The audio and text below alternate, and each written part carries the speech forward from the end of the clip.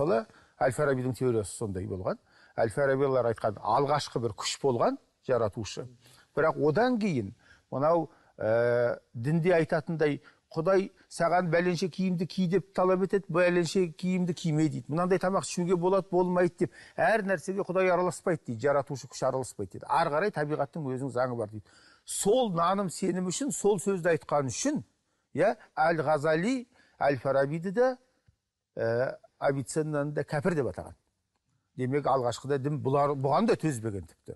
Өйткені Әл-Ғазалидің ең басты сыны Әл-Фарабиға айтады. Бұл айтады, Ибн Сина мен Әбу Насыр Әл-Фараби бұлар айтады дейді. Егер адамның басын шауып тастаса, онда ол адам өледі. Басынан тыс тән өмір сүре алмайды деп айтады дейді. Ал біз діндарлар айтамыз дейді. Егер Құдайдың қалауы болса, басын шауып тастасаң да дене өзі жүре береді дейді. Бұл деизм. Одан кейін пантеизм келді. Спинозалар. Пантеизм айтады, бұл Құдай дегеніміз, бұл жалпы мынандай бір нақты бір субъект емес, бұл табиғаттың өзі дейді. Физиканың заңдарының өзі, жаратылыстың өзі, бұл да Құдай дейді. Одан кейін пантеизм. Пантеизмнан кейін барып атеизм келді. Бүгінгі таңда біздің қоғамда атеизм деген бұл бойында иманы жоқ, ізгілігі жоқ, ешқандай адами қасиеті жоқ. Бір негативті тұлға. Негативті тұлға. Атеизмге адамдар қалай келеді, менің ойымша, бұрын біздің алдыңғы ұрпақта, кеңестер заманында, ол кезде енді бір күшпен атеизм болды, адамдарды, сондай бір идеология болды. Қазіргі атеизм мүлдем басқа.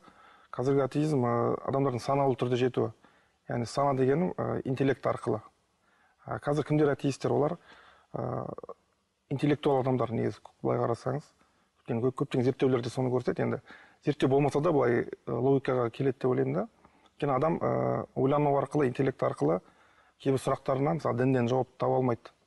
Сол кезде нақты ғылымдарды оқыған кезде, ақпарат қазір бар ғой, сол кезде адам атеист бола бастайды. Вольтердің сөзі бар.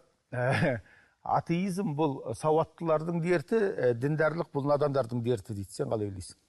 Мен де айтып тұрғаным жаңа солға, мысалға, егер адам бір эмоциямен, интуициямен жүретін болса, олар кішкене дінге жақын болады. Ал адам өзі интеллектіне, өзінің сараптама қасиетіне бар болса, егер адамда, ол атеизмді таңдайды.